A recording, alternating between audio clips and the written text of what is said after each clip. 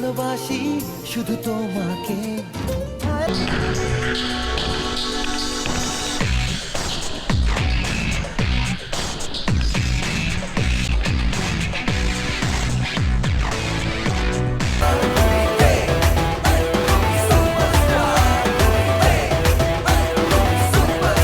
আজকের দি মেগাস্টার দেব, তার জন্মদিন। ওকে, 42তম জন্মদিন কিন্তু দেবদার হতে চলেছে আজকের।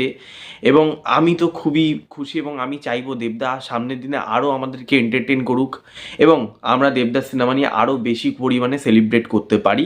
দেবদা যাতে সামনের দিনে অনেক এগিয়ে যাক।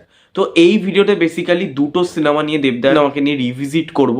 আমি এর আগেও কিন্তু সেদিন দেখা হয়েছিল এবং পাশাপাশি মন মানে না, এই দুটো সিনেমা নিয়ে কিন্তু আমি কথা বলেছি আমার চ্যানেলে, পারলে চেক আউট করতে পারো।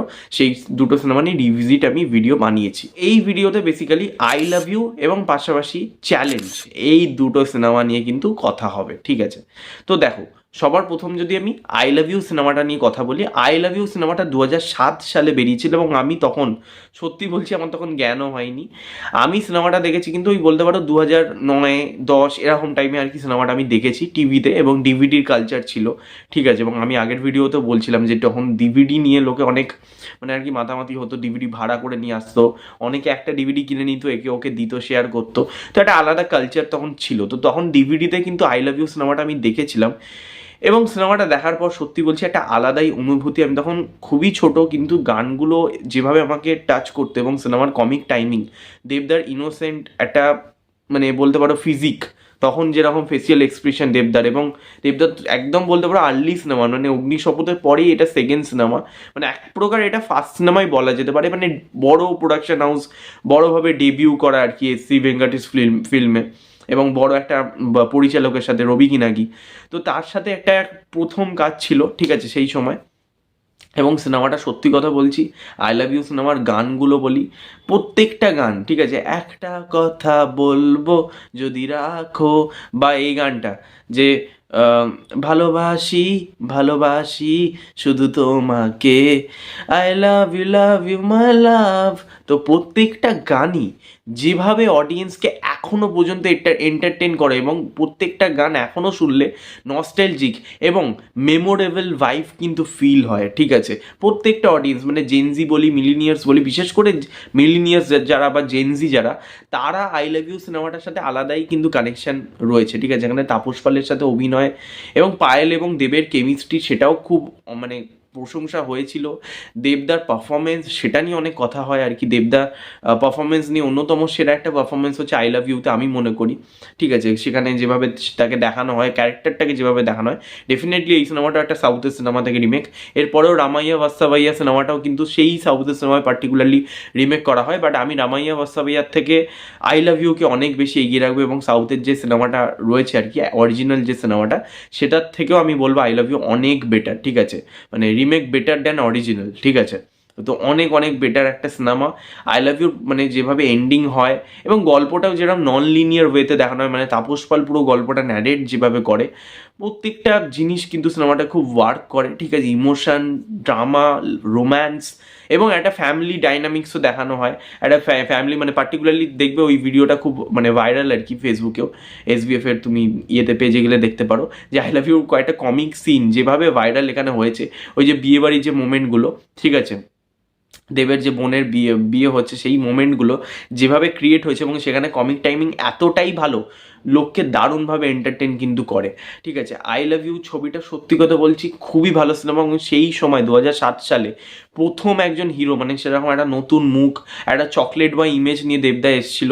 তো সেই সময় কিন্তু সিনেমাটা ব্যাপক কালেকশন করে, ঠিক আছে? সেটা এখন হয়তো আমরা সেই ডিজিট পাবো না, কারণ তখন আর কি এরকমভাবে ট্র্যাক করা যেত না বক্স অফিস কালেকশন, যদিও বা এখনও বাংলায় করা যায় না, বাট যাই হোক, এখন যদি কিছুটাও করা যেত তখন তো আরোই করা যেত না, ঠিক আছে? প্রচুর সিঙ্গেল স্ক্রিনে অনেক দিন ধরে কিন্তু আই লাভ ইউ সিনেমাটা চলেছিল, ঠিক আছে? মানে জিতের পর, মানে সাথীর পর, এরকম একটা হিরোকে নিয়ে সেলিব্রেট কিন্তু আই লাভ ইউ সিনেমার মাধ্যমেই হয়েছিল। তো আই লাভ ইউ সিনেমাটা আমাদের কাছে সবসময় মানে চিরজীবন্ত হয়ে থাকবে, এবং আমি মনে করি এই সিনেমাটার সাথে অনেকেরই ইমোশন জড়িয়ে রয়েছে। এবার আমি কথা বলবো চ্যালেঞ্জ সিনেমাটা নিয়ে। চ্যালেঞ্জ নিবি না সালা, চ্যালেঞ্জ নিবি না সালা, পাঙ্গা নিবি না সালা। তো এই সিনেমাটা ডিরেক্ট করেছিল রাজ চক্রবর্তী এবং দেব এবং শুভশ্রীর প্রথম সিনেমা বলতে পারো, ঠিক আছে। এবং ভাই এই সিনেমাটা নিয়ে যত কম কথা বলবো তত এই সিনেমাটাকে ছোট করা হবে, ঠিক আছে। মানে কি বলবো, এই সিনেমাটা আমার মানে কি হলে গিয়ে দেখা সিনেমা হচ্ছে আমার চ্যালেঞ্জ, ঠিক আছে। এবং তারপরেই কিন্তু সিনেমার প্রতি আমার ভালোবাসা তৈরি হয়। ওকে, তো চ্যালেঞ্জ সিনেমাটা দারুণ সিনেমা, ঠিক আছে। মানে দেবদার ওই এন্ট্রি, ওই মাসি একটা এন্ট্রি, ওটা আজকেও দেখলে কিন্তু গুজবাম্পস দেয়, ঠিক আছে। ওই এন্ট্রিটা চিরস্মরণীয় হয়ে রয়েছে বাংলা সিনেমায়, ঠিক আছে। দারুণ এন্ট্রি, ওই এন্ট্রিতে যে লেভেলে সিটি হাততালি পড়েছিল, এবং আমি 3 বছর বয়সে সিনেমাটা দেখতে গেছিলাম, ঠিক আছে। তারপরে বহুবার টিভিতে দেখেছি, মানে একাধিকবার, মানে গুণে শেষ করতে পারবো না চ্যালেঞ্জ আমি কতবার টিভিতে দেখেছি। Can you imagine? তো দারুণ শুভশ্রীর সাথে দেবদার যে মানে গানগুলো রয়েছে, ঠিক আছে, সেখানে যে কেমিস্ট্রি, এ হাওয়া সিল্কি সিল্কি বলে যায় বাটে দিল কি, চলো না ভেসে যাই জোয়ারে, বা বন্ধুরা এলোমেলো মুঠো করে নিয়ে এলো। এবং এই দুটো গান মানে যেভাবে এখানে ওয়ার্ক করে প্রত্যেকটা গান, ঠিক আছে। এবং যে স্যাড সংটা হয়েছে, যেটা তোমার গেছিল বা শিখেটা যে স্যাড সংটা গেয়েছে, সেটাও কিন্তু এখানে খুব ওয়ার্ক করে, দূরে দূরে বড় যাচ্ছি দূরে।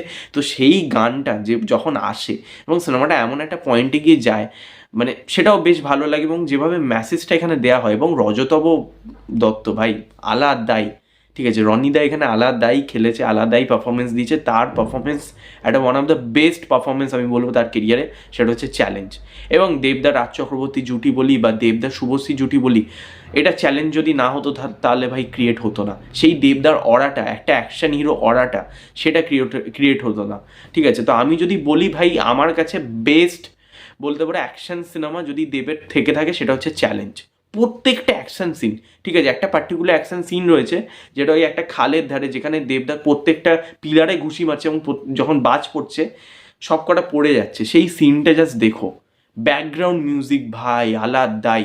দেবদা যখন ওই মুখে কালি ফালি মেখে যখন চোখটা খুবলে নেয় পার্টিকুলার ওই লোকটার, সেই সিনটা ভাই যেভাবে এখানে ডিজাইন করেছে, দারুণ মাস মোমেন্ট ভরে ভরে রয়েছে। আমরা যে বলি না এখন যে মাস সিনেমা বাংলায় হয়, যে মাস সিনেমা কেন হয় না, মানে সেই সময়টা আলাদাই অরা ছিল, ঠিক আছে। দেবদার ওই এন্ট্রি, ওই সাইলেন্সার, বাইকে সাইলেন্সারগুলো এরকম পেটাচ্ছে ভাই, ওইগুলো আর হবে না, সত্যি বলছি, এইগুলো আর ক্রিয়েট হবে না। এই আই লাভ ইউ বা চ্যালেঞ্জের মতন সিনেমা আর হয়তো আমরা কোনোদিন দেখতে পাবো না, ঠিক আছে। কোনো নতুন হিরো, আমি দেবদার কথা বলছি না, কোনো নতুন হিরো হয়তো এই ধরনের সিনেমা করবে না। হ্যাঁ, বলতে পারো এগুলো খুব ব্যাকডেটেড হয়ে গেছে, বাট আমার মনে হয় সেই একটা হয় না, একটা মেমোরেবল ব্যাপার, মানে আজ মানে অনন্তকাল ধরে লোকে মনে রাখবে, সেটা আর হবে না। তো দেবদাকে থ্যাঙ্কস যে এই ধরনের সিনেমা করার জন্য, আমাদের ছোটোবেলাটা এতটা রঙিন করার জন্য। এবং আমি জানি এই দুটো সিনেমা নিয়ে তোমাদেরও অনেক তোমাদেরও অনেক মেমোরিজ রয়েছে, সেটা অবশ্যই কমেন্টে আমাকে জানিও তোমাদের কি মেমোরিজ রয়েছে। তাহলে অবশ্যই আমিও শুনে খুব খুশি হবে। এবং ভিডিওটা ভালো লাগলে লাইক করো, ঠিক আছে, সাবস্ক্রাইব করো, পাশে বেল আইকন ক্লিক করো। নেক্সট দেখা হবে, ততক্ষণের জন্য টাটা।